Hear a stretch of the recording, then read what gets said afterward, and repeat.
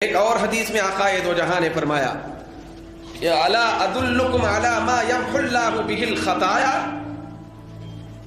ویرفع بہ الدرجات۔ سرکار پاک نے صحابہ کے سامنے ارشاد فرمایا کہ اے میرے غلاموں، کیا میں تمہیں ایسی بات نہ بتاؤں کہ جس بات کے ذریعے سے اللہ تبارک و تعالی گناہوں کو مٹائے پھر درجوں کو بلند فرمائے۔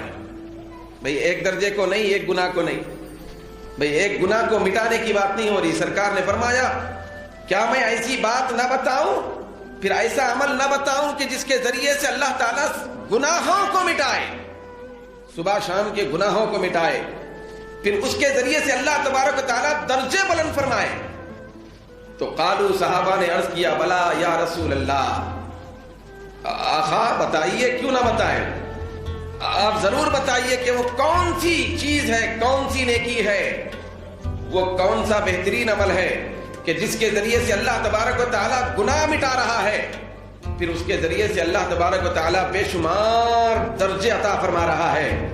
تو آقا دو جہاں نے فرمایا وہ یہ ہے کہ اسباغ الوضوء علی المکارہ۔ سرکار نے فرمایا کہ وضو کو مشقتوں میں مکمل کرنا۔ پہلی چیز، جب ہم وضو کرنے کے لیے بیٹھے تو وضو کے لیے مشقت ہے، اگر مشقت کا مطلب جاڑا خطرناک ہے، بہت زیادہ جاڑا ہے، ٹھنڈک ہے، سردی ہے یا کوئی اور مشقت ہے، تو سرکار پاک نے فرمایا کہ جو بندے مشقت کے وقت، مشقتوں میں، جاڑوں میں، مصیبتوں میں، تکلیفوں میں بھی وضو کو مکمل کرتے ہیں، مطلب یہ ہے کہ وضو کو جو تین مرتبہ وضو کے اعضاء کو دھونا ہے وہ دھوتے ہیں، برابر پورے وضو کے فرائض سنتیں ادا کرتے ہیں۔ تو سرکار فرماتے ہیں کہ جو لوگ مشقتوں میں وضو مکمل کرتے ہیں، پھر اسی کے ساتھ ساتھ سرکار پاک نے دوسرے لمحے میں فرمایا کہ وَكَثْرَةُ الْخُطَىٰ إِلَى الْمَسَاجِدِ۔ دوسری چیز جس سے گناہ مٹتے ہیں، درجے بلند ہوتے ہیں، وہ یہ ہے کہ بندے جب مسجدوں کی طرف زیادہ کثرت کے ساتھ قدم ڈال کے جاتے ہیں تو اس سے بھی گناہ معاف ہو جاتے ہیں اور درجے بلند ہو جاتے ہیں۔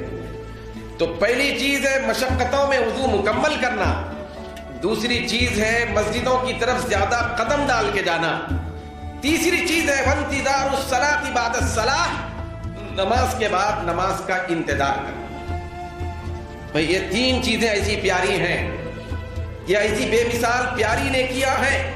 سرکار پاک نے فرمایا کہ جو بندے اس کی پابندی کریں گے تو ان کا ایک گناہ نہیں، ہزاروں گناہ معاف کیے جائیں گے، پھر ان کو ایک درجہ نہیں، کروڑوں درجے دیے جائیں گے۔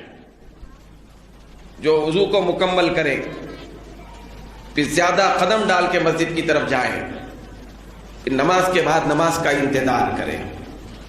نماز کے بعد نماز کا انتظار کرنے کا مطلب ہرگز یہ نہیں ہے کہ بندے ہمیشہ سدا مسجد میں بیٹھے، جس کو موقع مل رہا ہے بیٹھے۔ نماز کے بعد نماز کا انتظار کرنے کا مطلب یہ ہے کہ وہ مسجد سے نکلنے کے بعد بھی جس کام میں بھی بیٹھا رہے تو اس کو نماز کا خیال رہے۔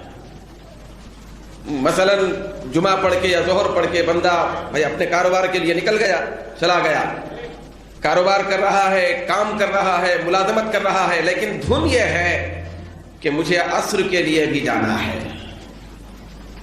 ذرا دیکھیں کہ عصر کا وقت ہوا یا نہیں ہوا، تو یہ انتظار ہے۔ انتظار کے لیے مسجد میں ہی رہنا ضروری نہیں ہے، لیکن نماز کا انتظار کتنا پیارا عمل ہے کہ سرکار کون و مکان نے فرمایا کہ اس سے بے حساب گناہ معاف ہو جاتے ہیں، نماز کے انتظار سے گناہ معاف ہوتے ہیں۔ تو آپ اندازہ لگائیں کہ نماز پڑھنے کے بعد کتنے گناہ معاف ہوتے ہوں گے، پھر نماز کے انتظار سے درجے بے شمار بلند ہوتے ہیں، تو نماز کی ادائیگی کے بعد کتنے درجے ملتے ہیں۔